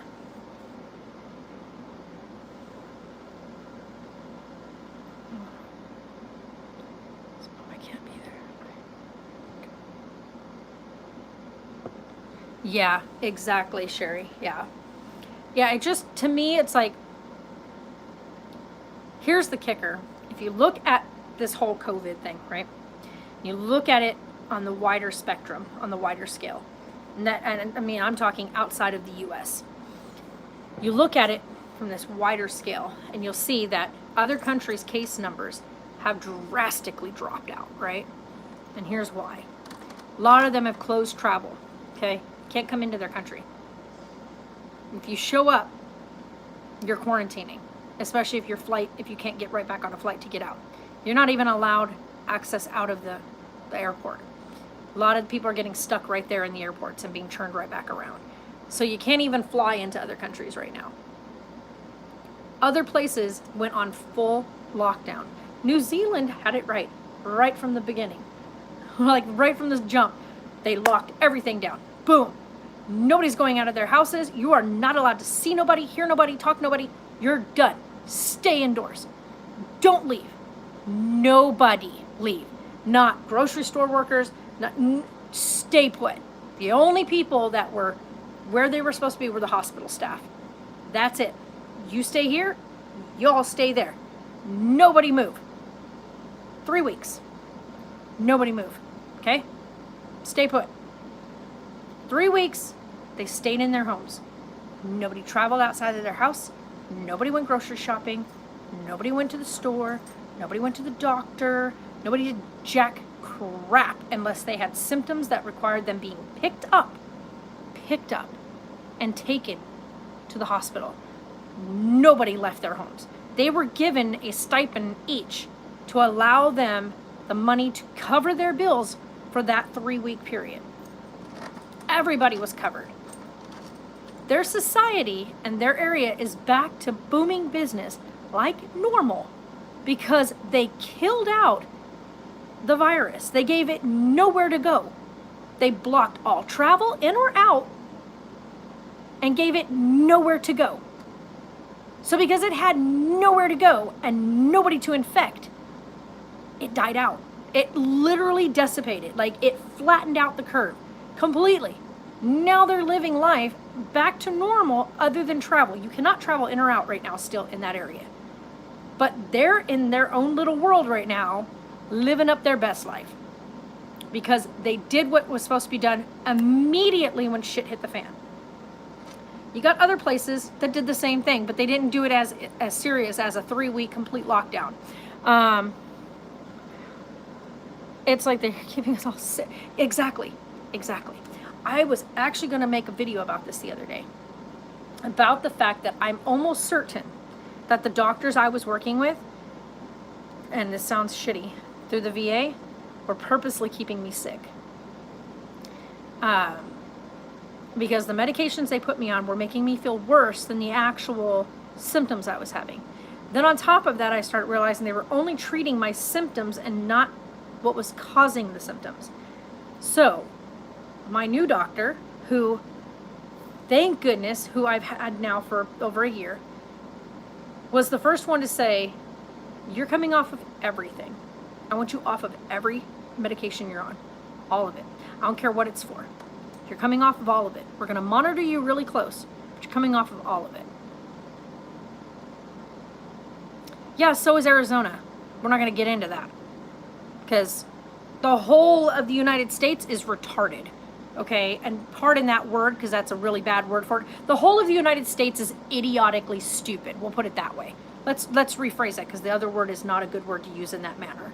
The whole America is flipping idiots and stupid and selfish. That's why. So, here's the thing. Over a year and a half ago, it's not just him, Catherine. I wouldn't go to just him, because there's more than just him as a problem, because state governors and whatnot were given reign of each state, of their own state, to put down their own stipulations and guidelines, when it should have been a nationwide order given, not state by state. It should have been nationwide, and it wasn't. There was no nationwide, oh, this is how it's going to go. It was, well, you guys can choose, like, you know, how long you think people should be self-quarantining, or there was never a nationwide issue of 2-week quarantine. Not once. Not one order like that was ever given. There was never a mandatory 2-week stay at home.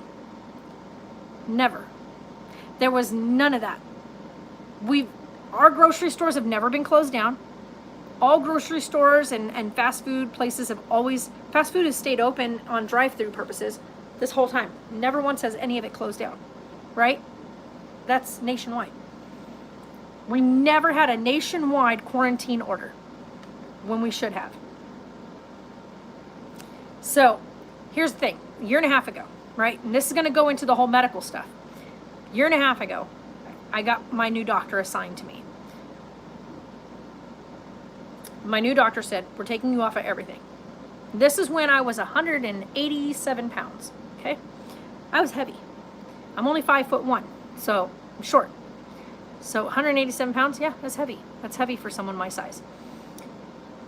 So go in, see my doctor, get a bunch of blood work done, and my hair is tangling again. Look at that. Literally just sitting here talking to you guys. And I get a bird's nest.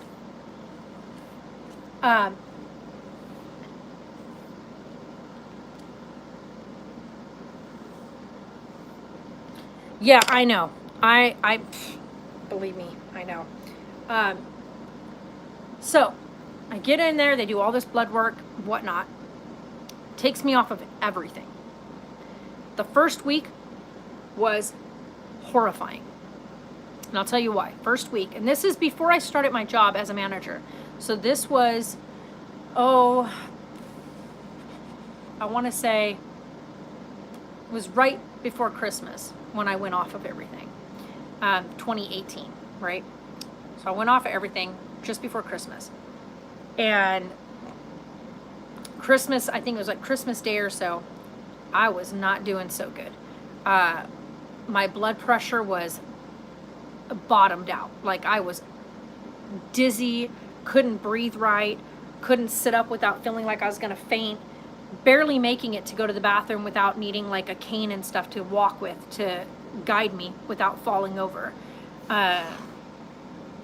Just sitting, like going from laying to sitting in my bed, I would literally, the whole room would start to tilt.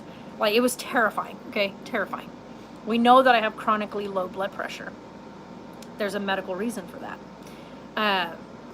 So I'm like sick, right? I was so sick. I'm off of everything at this point. No more steroids, no more blood pressure medication, nothing. They have me off of my anti-inflammatories for my knee because my knee constantly kept swelling, and we'll get into that too. And so everything, they got me off of everything.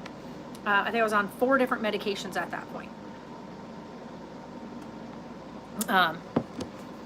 Now, one of the things that came back with a vengeance, and here's the only thing I think is the worst thing I've dealt with ever since, that I can't seem to get a hold of, like we can't seem to get a grab back on it, is my migraines, which I've had since I was 14, okay?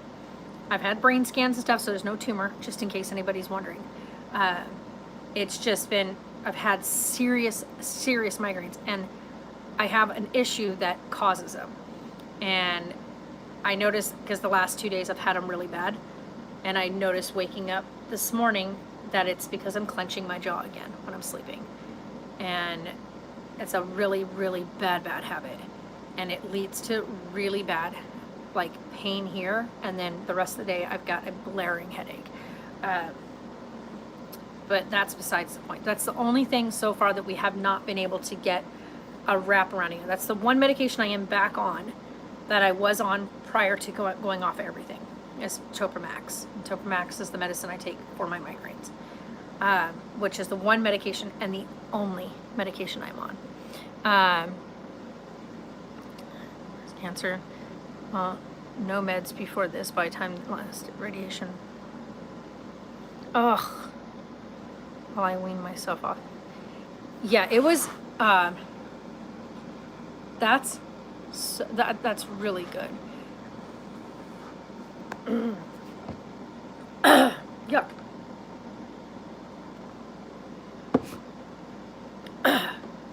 Woo. But came off of everything.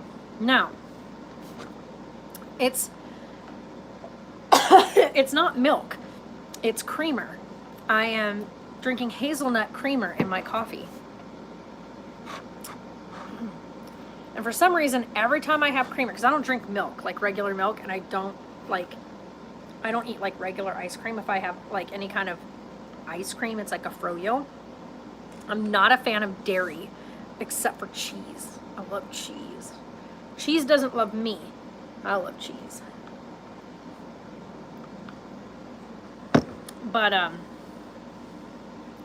anywho, so I came off of everything, and the big thing that we noticed, that everything else started to kind of level back out, right? So my blood pressure is always going to sit low. And that's because I have a medical condition that has now been discovered that we didn't know at the time, but now we know that it's part of what contributes. And apparently I've had this other medical condition for a very long time, which led to all these other symptoms that were being overlooked because we were only getting the symptoms treated and not the actual cause. Oh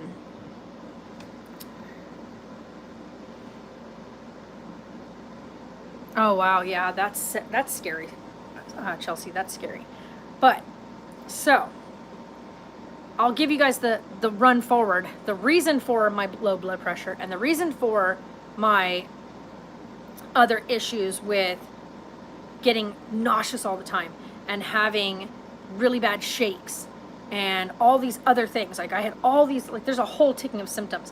Why I had what they thought was like a rosacea type stuff. Why I would always have this funky, weird, patchy skin that I couldn't get rid of in my face. And it always just sat right here, right? It was always just right here. I didn't have it anywhere else. Just right here. It was always, my nose was always red. Could never get rid of my red nose, no matter what I did. I would cover it with cover up or with powder, foundation stuff, because I always had a red nose.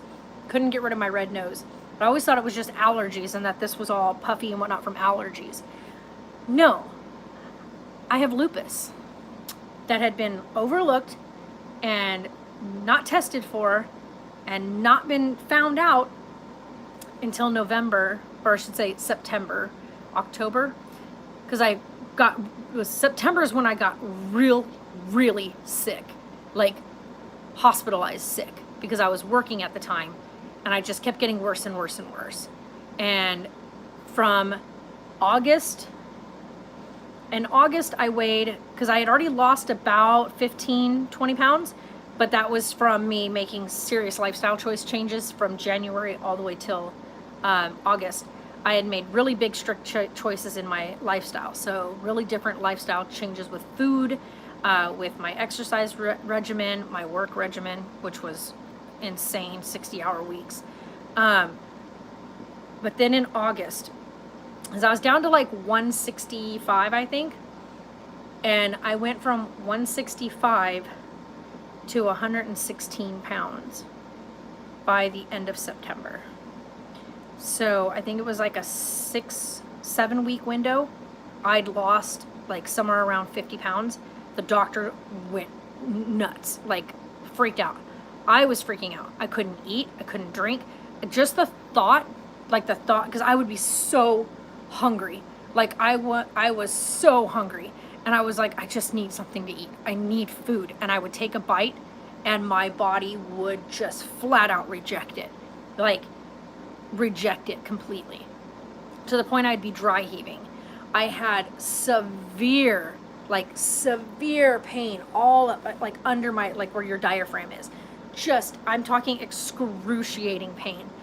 And the doctors immediately like jumped to, oh, it's her gallbladder. It's her gallbladder. We're going to do surgery on her gallbladder. They schedule me for gallbladder surgery. I go into the hospital. The doctor does a scan, runs some work, and he goes, it's not her gallbladder. And so they're like, okay. And so they're like, it's not her gallbladder. She's clearly had some gallbladder issues previously, but it's not her gallbladder. So now he starts really looking back, right? He starts looking through all my files. And he says, you have other medical files? I said, yeah, I have my military records when I first initially started to get really, really sick. And we thought that it was due to the damage that I received to my accident in the military. So he starts going through everything, right? He starts going through all my paperwork. So they have me in the hospital at this time, right? They've got me at the hospital because I needed to go on IV because I could not keep anything in me. Nothing, like at all. Sarah's freaking out. She didn't know what to do. I was sick. Like, guys, I was really sick. I went offline that whole time. It was bad. And so I was in the hospital. My job's wigging out, like, what is going on? And my boss, the first in command, the manager, because I was the assistant manager, she's the manager. She comes in and she says to me, she goes, I was doing a little bit of researching when I was at home.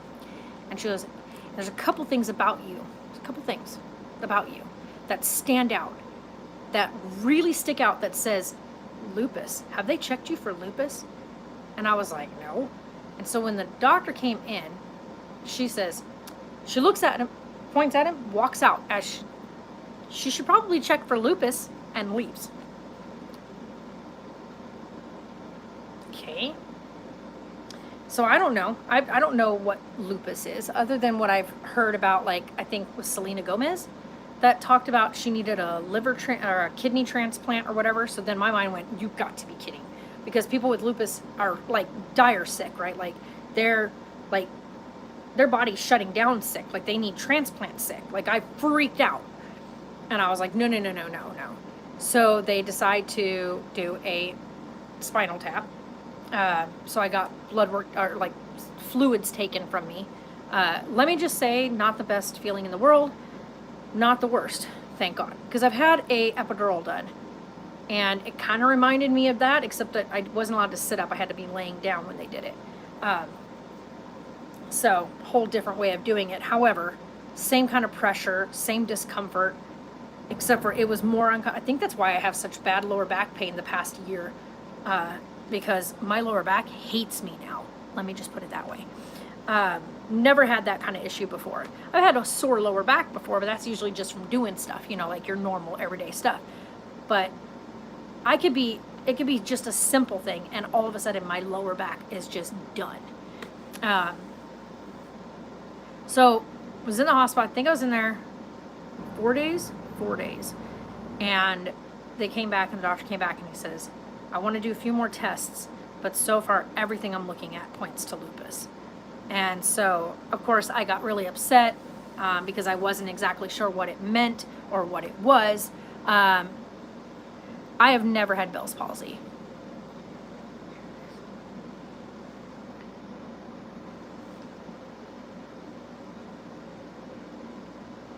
No, I've never had Bell's palsy.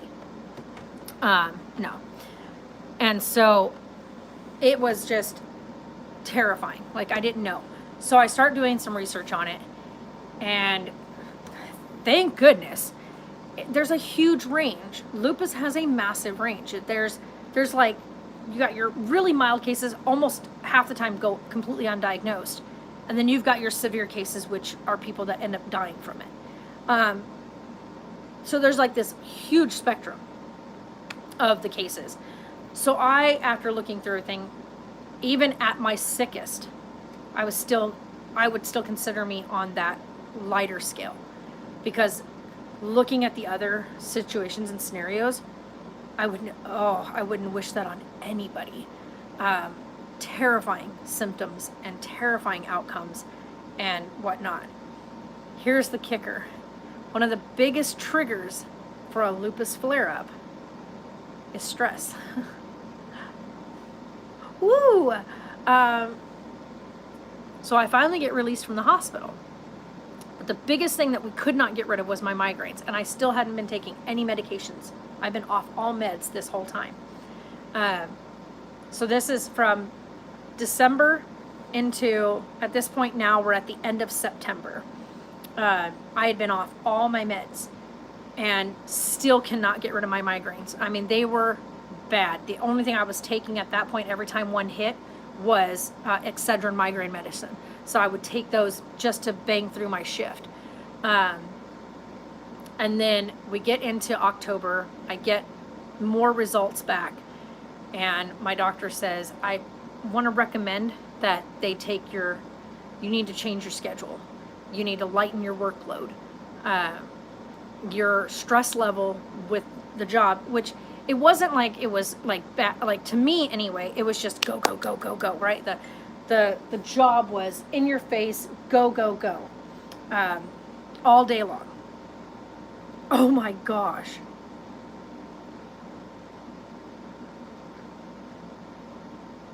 Holy cow. Hold on. Oh, that is amazing.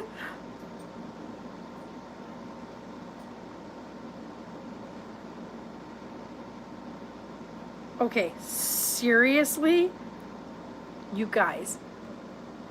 My pops just sent this to me.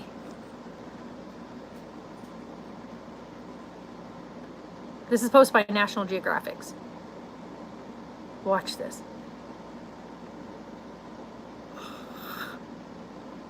What? How stinking gorgeous is that? Oh my God.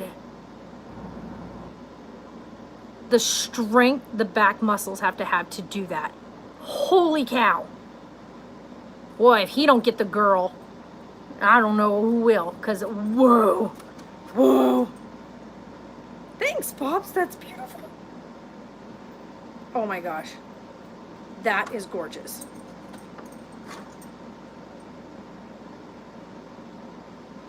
But, yeah, those feathers, right? They're like gold. Holy cow.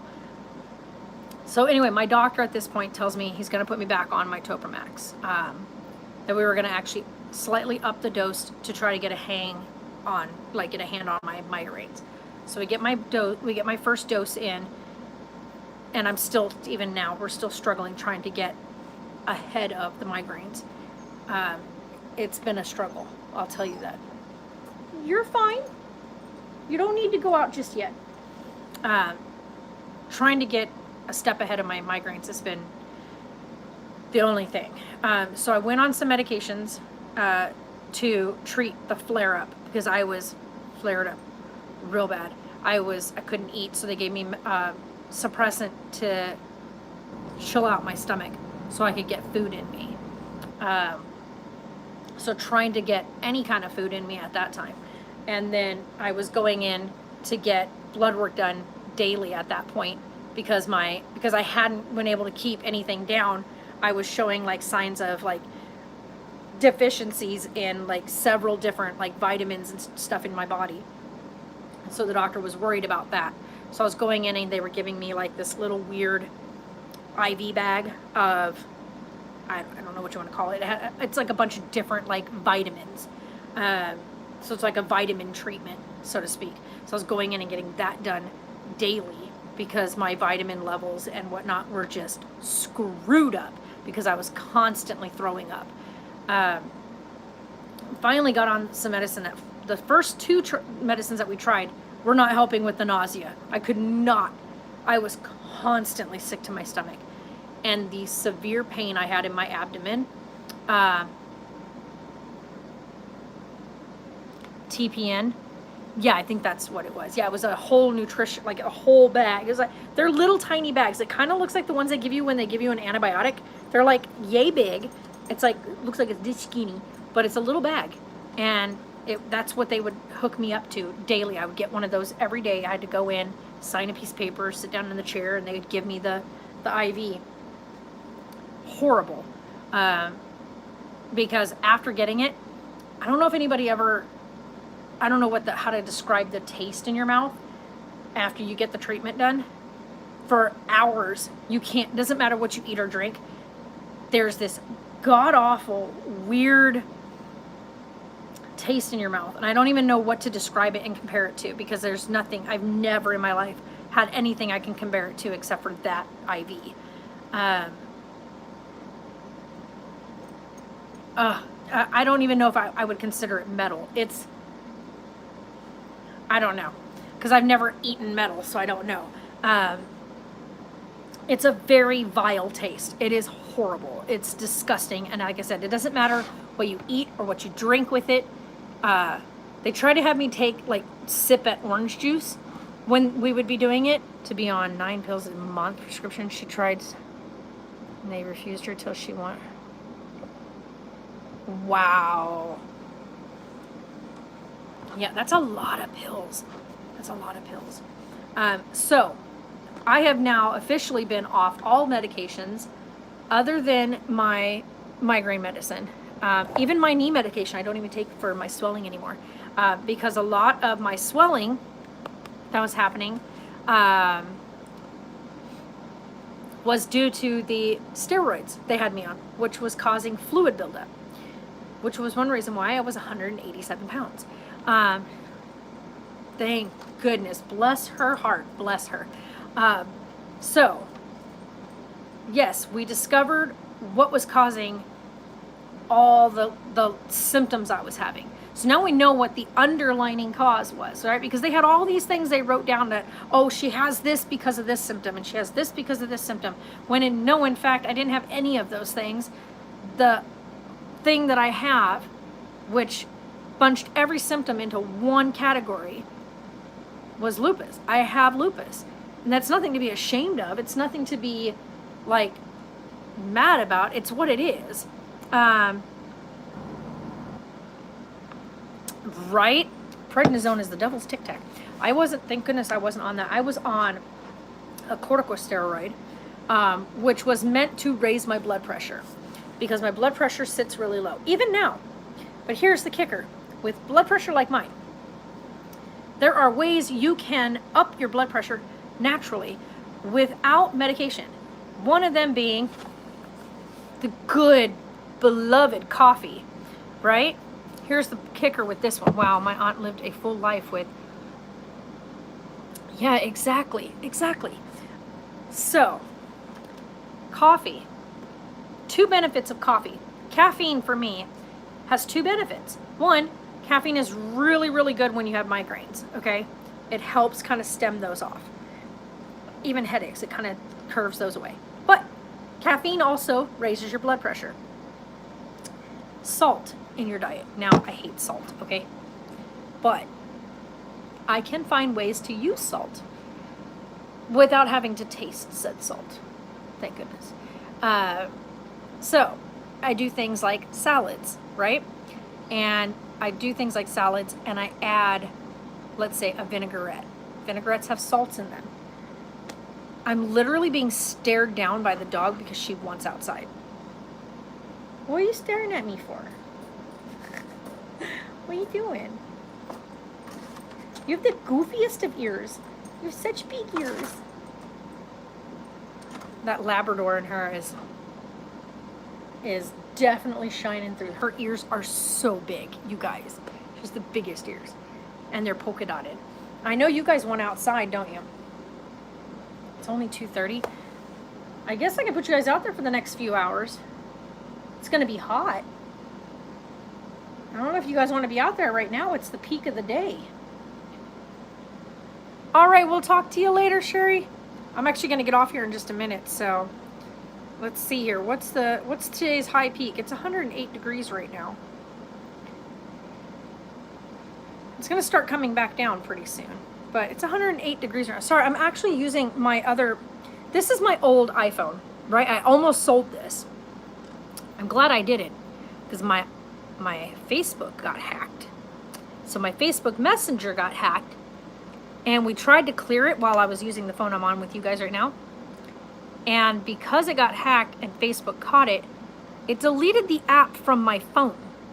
So I went in through Facebook on the computer, reset everything, cleared all my passwords out, whatnot. Did the same thing on my phones. And I still had this phone. So, the app, the Messenger app was still on this phone. So when I went in and changed everything, because it had already booted it off this phone, I went in and changed everything and it updated my password for all my devices, right? Except that it was already gone off this device. When I tried to reinstall the app on this phone, it will not let me reinstall Messenger. I cannot get Messenger onto this phone for the life of me. I've tried everything. So what I have done now is I've backed up this phone, right? So I went in and did a backup of this phone. And then I went in and stored the backup of this phone. Merged the two backups together so that the Messenger app stayed. Put it on my computer. Everything now is stored in my computer. Now, the only problem I'm having is I have certain work files on this phone. I'm trying to get it to let me take the files off of here and put them onto that computer. If I can get the files off here, I can do a factory reset of my phone, and I should be able to add Messenger back once I plug it in and transfer. Yeah, where there's a will, there's a way.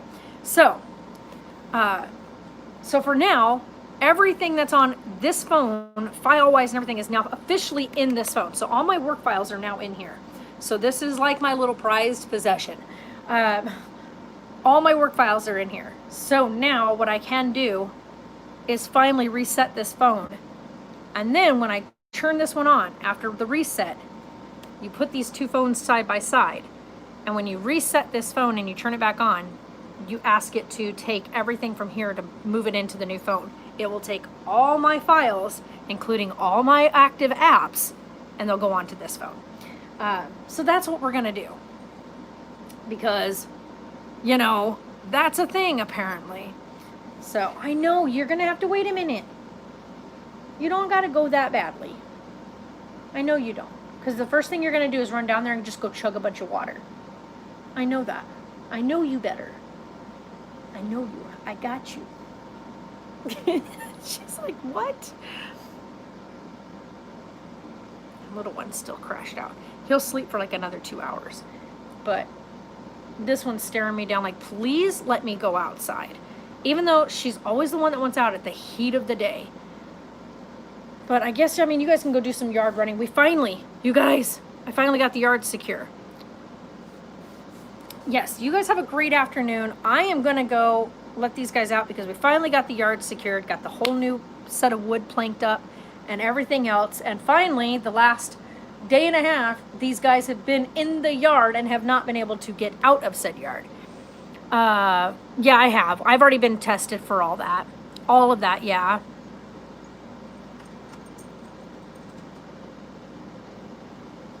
Yeah, I hear you, Catherine. All right, you guys have a great day. I'm going to get off here and I am going to go let this one out because she needs to run around for a while. She's got energy building up to the point she's now turning in her kennel. And I'll talk to you guys later. Bye.